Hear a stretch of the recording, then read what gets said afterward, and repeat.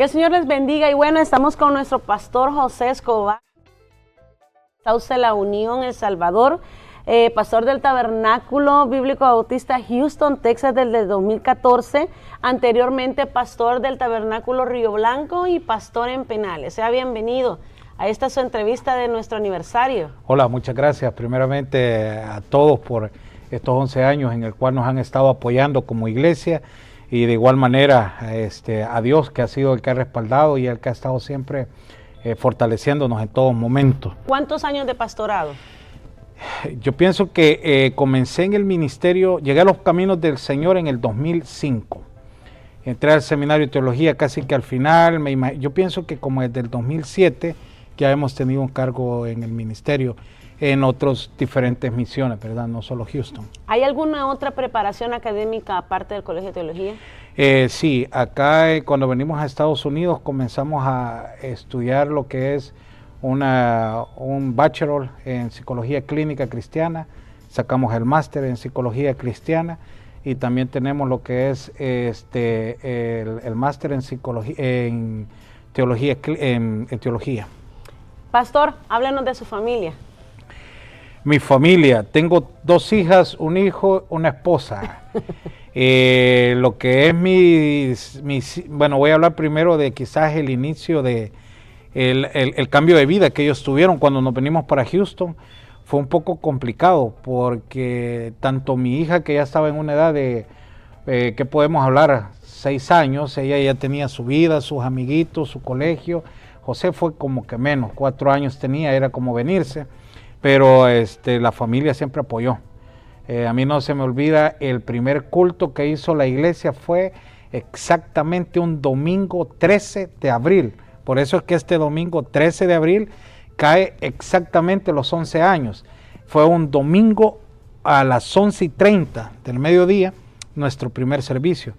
Y la escuela bíblica pues la inauguraron mis hijos y otros niños más. Éramos como 8 los que habíamos en total. Y bueno, mi esposa, que también estuvo apoyándonos hasta el día de hoy en el ministerio. Creo que ha sido la familia que Dios tenía para que pudiéramos trabajar en el ministerio.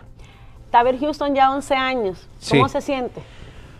Pues bien, pienso que alguien me preguntaba un día si te volverían a decir que te vas como misionero para Houston, ¿lo harías? Y la respuesta es, oigan bien, no lo vayan a malinterpretar, lo pensaría, es pesado iniciar. Yo recuerdo, y eso era lo que te estaba explicando, la razón que yo quería explicar, una de las cosas que al inicio en el ministerio afectó es porque en el caso de los gobiernos que tenemos como iglesia eran muy diferentes, las personas no entendían, como por ejemplo, para poder administrar una iglesia hay diferentes tipos de gobierno. Está el gobierno episcopal, que es el que usa, por ejemplo, la iglesia católica, que quien tiene toda la función o el mando es en este caso el Papa. Está también el gobierno congregacional, que ese gobierno congregacional es el que se maneja cuando se toma de parte de la congregación personas para, en este caso, junta directiva. Y está el gobierno presbiteriano, que el presbiteriano es un gobierno en el cual la iglesia toma ancianos o diáconos y ellos son los que guían la iglesia. Entonces, cuando nosotros arrancamos Houston, las personas estaban acostumbrados al gobierno presbiteriano. ¿Qué quiere decir eso? Que quien maneja la iglesia son los diáconos o los ancianos. Entonces, nosotros como iglesia bautista tenemos una función diferente, como por ejemplo, nosotros tenemos el gobierno episcopal en el parte de lo que es lo eclesiástico. El pastor es el que pone un servidor, el pastor es el único que lo puede quitar y el pastor es el que maneja lo que es la parte de la parte eclesiástica, todo, doctrina, todo. No te puede venir a decir alguien, mire, haga esto, porque pues supuestamente sos el escogido por Dios. Pero tenemos también en el mismo gobierno lo que es el gobierno congregacional, donde entra la junta directiva, que en ese momento los de la junta directiva, bueno, ya hoy tenemos al pastor Heriberto, que es graduado y ordenado, pero en ese momento no era pastor graduado y ordenado, entonces vino de la congregación. Pienso que, volviendo a tu pregunta, te quería hacer esa aclaración. creo que la gente no supo entender cómo íbamos a gobernar la iglesia. Y pues eso creo que fue lo que más costó al inicio, porque todos decían, es que de la iglesia donde yo vengo no se hacen las cosas así. Sí, porque el gobierno a lo mejor era congregacional, o donde yo vengo la iglesia no se hacía así, porque venía de un gobierno episcopal o etcétera. Entonces, eso creo que fue el inicio, el arranque. Pero posteriormente la gente comenzó a ver y hemos visto el respaldo de Dios en los años. Creo que se nos adelantó un poquito a la siguiente pregunta, porque la siguiente pregunta era, bueno, un país nuevo, una ciudad nueva, ¿cuál había sido su mayor desafío al principio? Pero entonces fue esta. Yo creo que eso situación. fue, o sea, porque y yo entiendo, o sea, había un apoyo, todo lo demás, pero costó entender esa parte. Entonces, la visión, creo que también una de las cosas que ayudó mucho es, nuestra organización tiene todos los estatutos. Entonces, cuando los comenzaron a entender, porque las personas pueden pensar, oh no, es que eso lo dice el pastor porque le conviene. No, es porque así se ha trabajado. Bueno, nuestra iglesia central está celebrando 48 años y Dios le ha respaldado grandemente porque nos hemos sometido a los lineamientos. Sabemos que la visión que usted traía, ¿verdad? Que el Señor había puesto en usted para el Taber de Houston, esa visión en un principio y cómo ha evolucionado ese sueño hasta hoy, 11 años después. Yo me acuerdo, y vos te vas a acordar de eso, la última vez que fuimos a la iglesia central, yo soy bueno para las fechas, fue un domingo 24 de noviembre. Yo soy mala para la fecha. Estuvimos en la iglesia central, nos fuimos con el tabernáculo de Río Blanco para allá. Estuvimos en el culto a las 4 y las 6. Y exactamente esa vez que estábamos saliendo, yo solo recuerdo que lo que le pedíamos a Dios en ese momento era tener un templo, cuando digo propio, o sea, es rentado, aquí estamos rentando, pero es propio, es decir, somos exclusivos. No hay que compartir iglesia, sí. No compartir iglesia. Y otra de las cosas que le pedíamos a Dios en ese momento era tener una librería cristiana. Exactamente y la librería cristiana está al otro lado del templo. Que comenzó con una vitrina. Comenzó con una vitrina en la parte del fondo del templo, en una esquinita, en el púlpito viejo, ahí comenzó. Otra de las cosas que teníamos como sueño es que la iglesia pudiera tener una cafetería. Ahí la tenemos. Que comenzó con una mesa. Comenzó en una mesa. Otro de los sueños grandes es que la iglesia de Houston pudiera ser como un lugar para preparar pastores y líderes. Y tenemos el colegio de teología, tenemos el colegio de liderazgo, y otra de las cosas que pues es para la gloria de Dios, no para mía, nada que ver, es gloria de Dios. Otra de las cosas era que pudiéramos expandir más iglesias, y pues creo que se están viendo los frutos. Está el tabernáculo de San Marcos, Texas, el cual es misión de la organización de San Salvador, es decir, Tabernáculo Houston no tiene filiales, nosotros nunca vamos a tener filiales, pero el sueño era que nosotros pudiéramos, de aquí un granero, un semillero para muchos. Entonces creo que se está logrando. Y pues este año, esa sería una idea, Cleveland, que pues se pudiera abrir una iglesia allá, obviamente con el respaldo de San Salvador. ¿El Colegio de Teología aquí en Houston alrededor de cuántos alumnos tiene? Entre liderazgo y teología creo que andamos por unos 50, 60 ya. Okay. Y ya llevamos tres o cuatro promociones de liderazgo. Sí. ¿Hay proyectos en desarrollo para Taber Houston? Sí, lo que más queremos es tener un local propio. Nosotros aquí rentamos en un centro comercial, pero tenemos bastantes limitantes. Por ejemplo, una de las cosas que nos afectó fue en la pandemia. A nosotros nos llamaba el consulado, otras personas, y nos decían, tenemos, en aquel tiempo no habían para hacer examen de COVID, tenemos 600 exámenes, nunca nos dieron autorización. Tenemos autorización para poder dar comida, no tenemos, porque es un centro comercial y se entiende. Entonces, al tener nuestro propio local, pues ahí pudiéramos tener, una de las cosas que siempre me ha gustado a mí que la iglesia tuviera es como un banco de comida. Por ejemplo, que las personas vengan el día viernes y después de salir del culto podamos estar repartiendo vegetales, carnes, todo lo que nos dé el banco de comida. Entonces eso implica un espacio. Hace poco estuvimos hablando con la señora Lucrecia de Manos Abiertas, que ha sido una persona que ha trabajado mucho también con nosotros, y yo le decía a ella, mire, y cómo podemos poner un banco de comida. Y sí son bastantes los requisitos. Primer requisito es los estantes tienen que ser de hierro, de no sé qué, el espacio, lo que es la parte de la higiene, si la cumplimos, porque como aquí tenemos un contrato de exterminador de insectos, pero son muchas cosas y eso, necesitamos ya un lugar donde literalmente sea para alabar a Dios y labor social. Pastor, ¿cómo equilibra el tiempo entre el pastorado y su familia?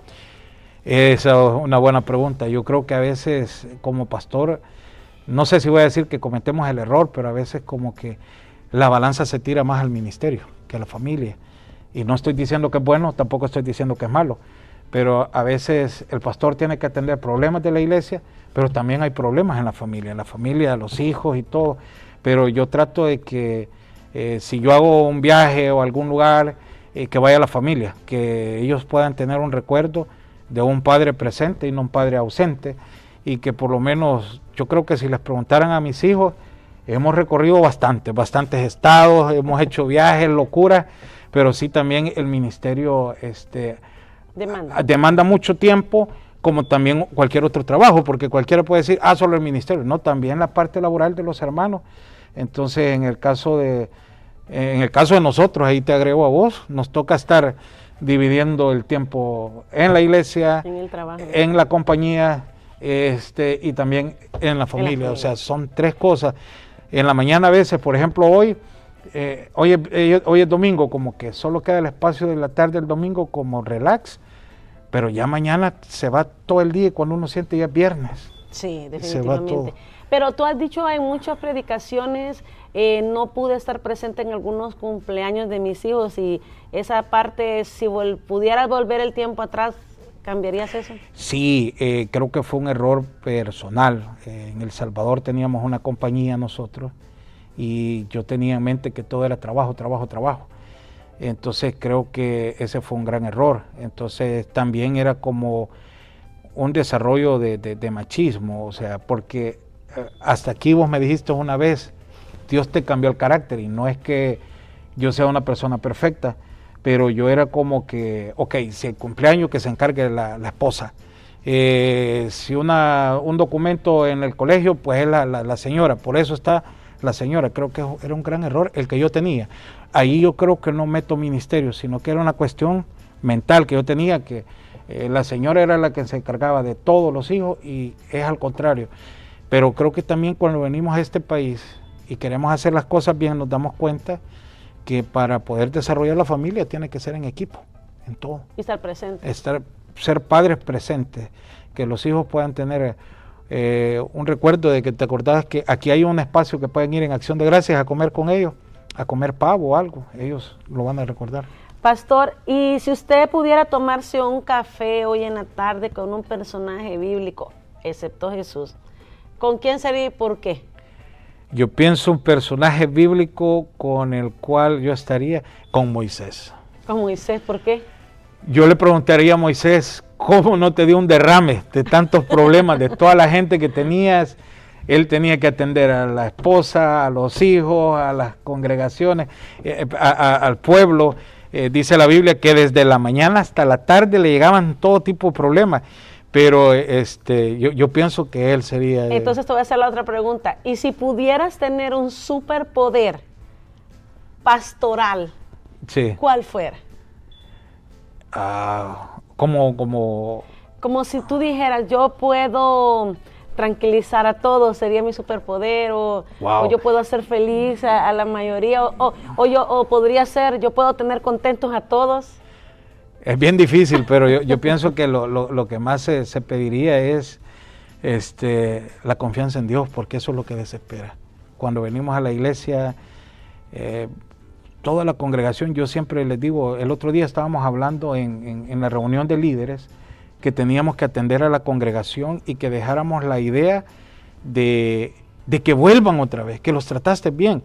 Y por ejemplo, me voy a salir un poco de esa pregunta para regresar, pero por ejemplo, antes solo teníamos un carro con mi esposa. Entonces yo soy de la idea, y bueno, nos costó entrar a esta entrevista, la comenzamos a hacer hasta que yo atendí al último, no importa O sea, porque los hermanos vienen, ellos quieren que se les trate bien. Y usted, hermana Rita, discúlpeme, nos estuvo esperando, Si Rebeca. nos preguntas, son casi las 3 de la tarde. Entonces, son casi las 3 de la tarde y la entrevista estaba para la 1:30, pero yo soy de la idea que toda la gente hay que atenderla. No puedes dejar a nadie que se vaya.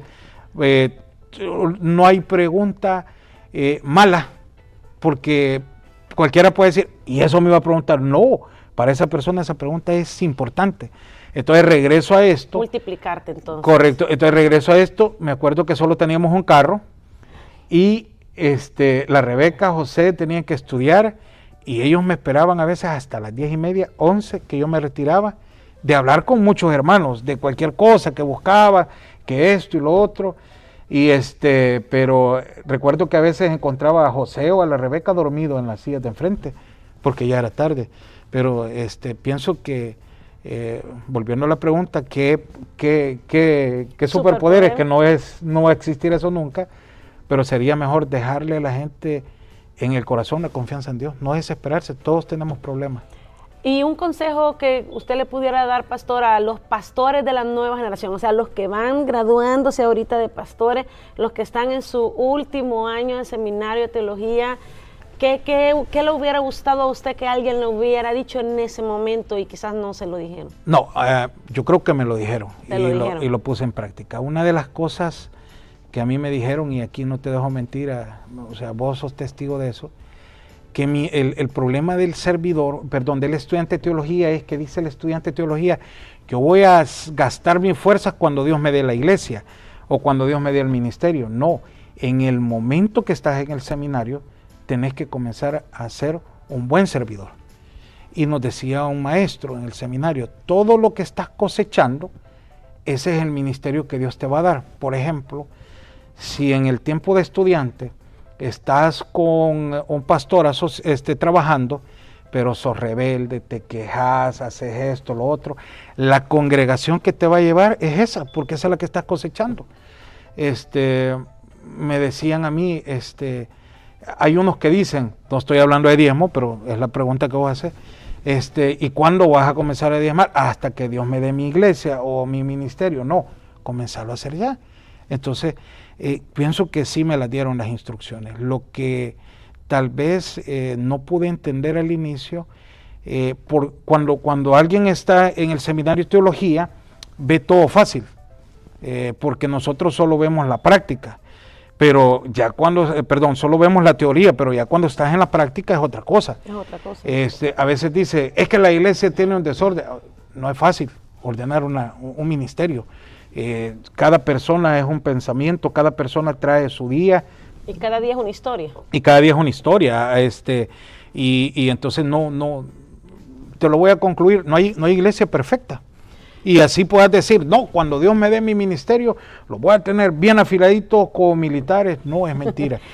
Sabes que escuchaba en un audiolibro de John Maxwell y decía de que cierta vez un señor llegó a un pueblo y le dijo, mire, ¿y cómo son los habitantes de este pueblo? Le dijo. Y le dijo un señor que estaba en la entrada, le dijo, ¿y cómo eran los de su pueblo de donde usted viene? Ah, no, le dijo, allá solo había gente amargada y malcriada. Aquí, le dijo, son iguales, le dijo. Y luego llegó otro visitante y le dijo al mismo señor, mire, ¿cómo es la gente de este pueblo? Y le dijo, ¿y cómo era la gente de su pueblo anterior? Ah, le dijo, la gente de mi pueblo anterior era muy amable y era muy alegre. Ah, pues así son los de este pueblo. Y alguien le preguntó, ¿por qué le diste dos versiones? Porque la actitud de la gente, ellos lo traen en su mente. Es correcto. Porque es como ellos tratan a la persona, así correcto. van a recibir. Entonces, volviendo a ese punto, la verdad que en las iglesias somos el hospital del alma. Aquí venimos todos enfermos a diario, buscando una ayuda de parte de Dios. Entonces, una solución. La iglesia tiene que estar abierta a recibir a todas las personas. Yo siempre pongo el ejemplo en el púlpito, es como que alguien dijera, yo soy doctor, pero ahora no voy a recibir gente que traiga gripe, gente que traiga calentura. No, o sea, el doctor está abierto y va a recibir de todo. Igual en la iglesia, entonces estamos en proceso de cambio, todo, desde el pastor hasta el último, hasta el que vino por primera vez hoy, está en proceso de cambio. Pastor, cuéntenos una experiencia que ha pasado en su vida ministerial, que usted lo ha marcado, que usted no se le olvida. ¿Experiencia de qué tipo? Ministerial. Que usted pueda decir, como por ejemplo, cuando usted iba a ganar alma, o situaciones que pasó que usted dice, esto pasó, o esto le pasó a este hermano, o yo vi este milagro. Hemos visto muchas cosas, por Personas ejemplo, restauradas. correcto. Algo que pasó hace poco y me impactó de verdad, y creo que los compartí en el grupo. Acá en Houston, siempre en las sillas de atrás dejamos a unas personas que vienen tomadas siempre. Venían como unos 4. Todos los días les damos todos los domingos les damos el desayuno. Nunca se les cobra. Y y los dejamos en la parte de atrás porque a veces cuando están tomados se ponen a hablar. Entonces es como más fácil callarlos. Y para mí fue un privilegio verlo ahora como miembro sin tomar. En El Salvador visitábamos guardianes de la ciudad. Íbamos quizás como unos 70 jóvenes en ese tiempo, y visitábamos cantinas. Yo los iba a traer en el pick-up mío, llevábamos todos los señores de las cantinas para que tomaran alcoholizado, y de repente un día había uno que le habíamos puesto Bin Laden, le decíamos nosotros, porque andaba el pelo largo y era como el más inquieto. Y recuerdo que un día él estaba robando el cobre de una pared para venderlo, y se le cayó la pared. Era una pared de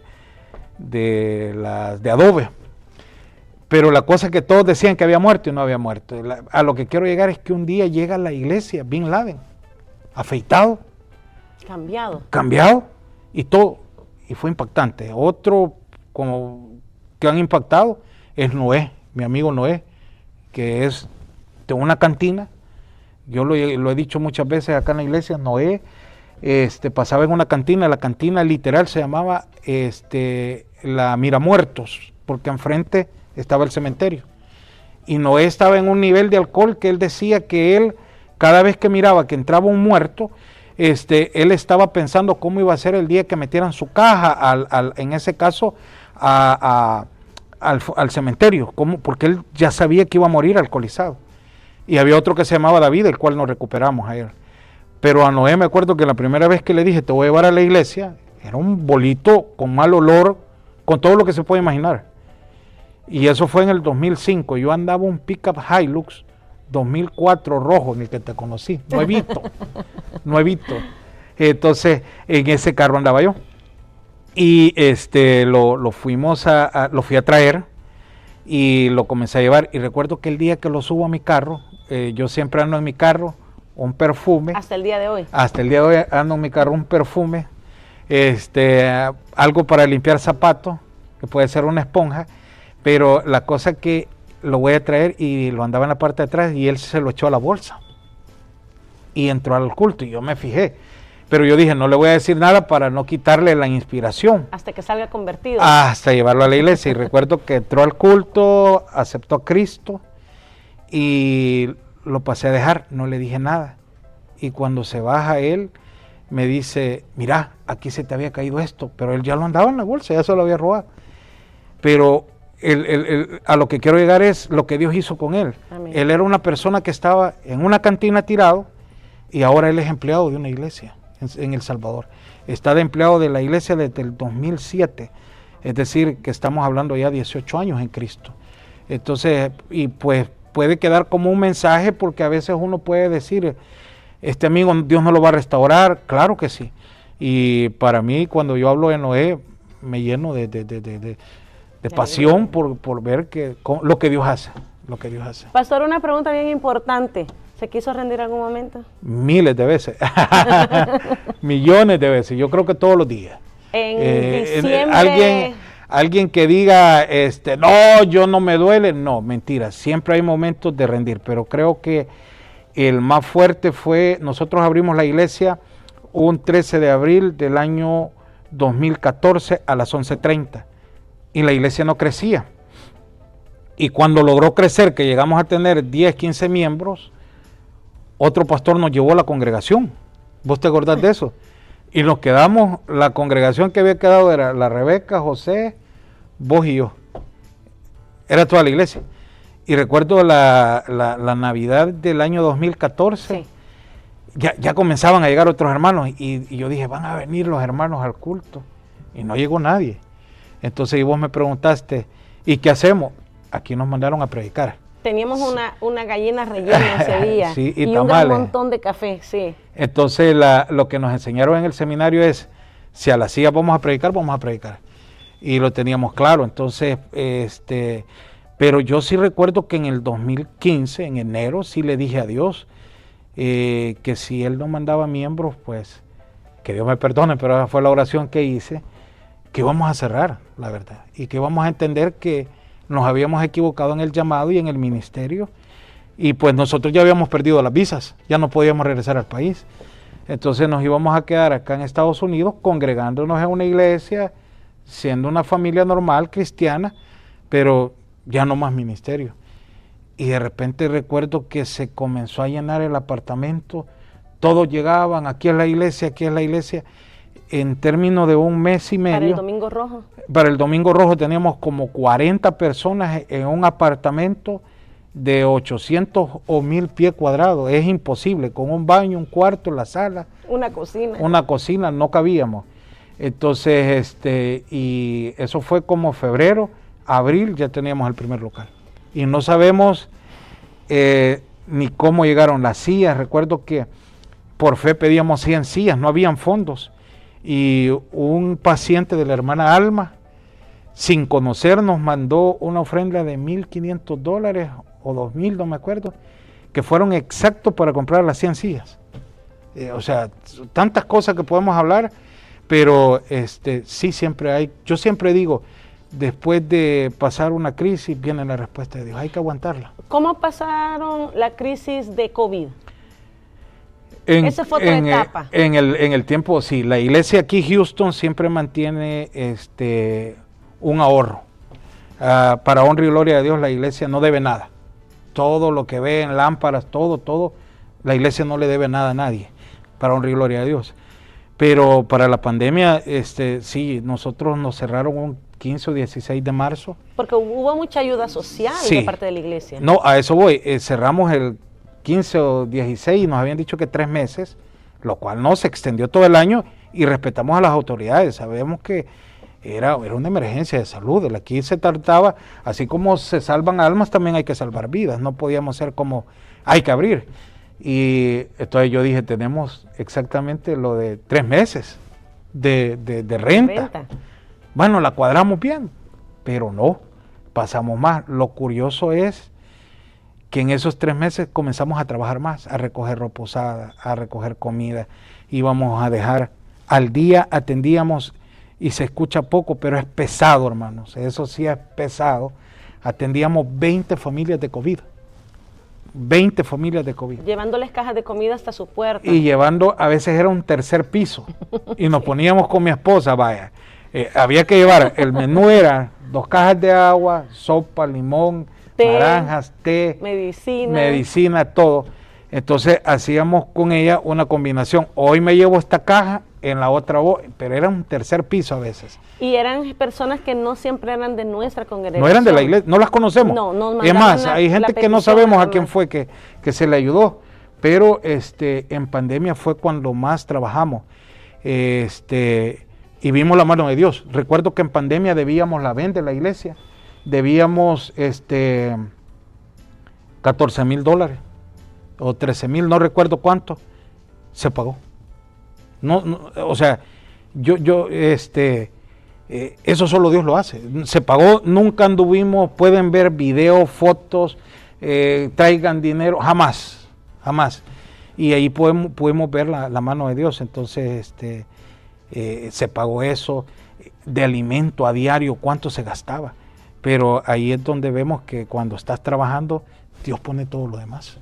Pastor, un mensaje para su iglesia hoy en este 11 aniversario. Que esas personas que han estado ahí desde el día 0, siempre hablamos y decimos, ¿y usted de dónde es? Yo soy del apartamento. ¿Y usted? Yo soy de la Gessner. Yo soy de la Bisonet. Yo soy del local chiquito. Hay una pequeña confusión. A veces dicen, no, pero es que soy del apartamento. No, voy a hacer la aclaración como yo lo veo. El que estuvo en el apartamento y nunca se movió y ha estado firme. Esa es una generación. esta otra generación que sí llegó al apartamento, pero no se quedaron, pero después volvieron, y el cual es como se llama, entendible, es entendible, o sea, pero cuando me dice, desde el inicio son los que no se han movido, que han estado en las buenas, en las malas y todo lo demás.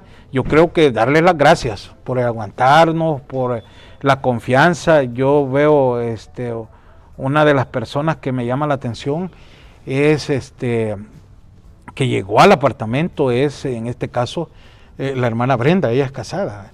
Y me imagino que le preguntaba el esposo, ¿y dónde es la iglesia? En un apartamento, imagínate eso, o sea, ¿cómo va a ser un apartamento, una iglesia?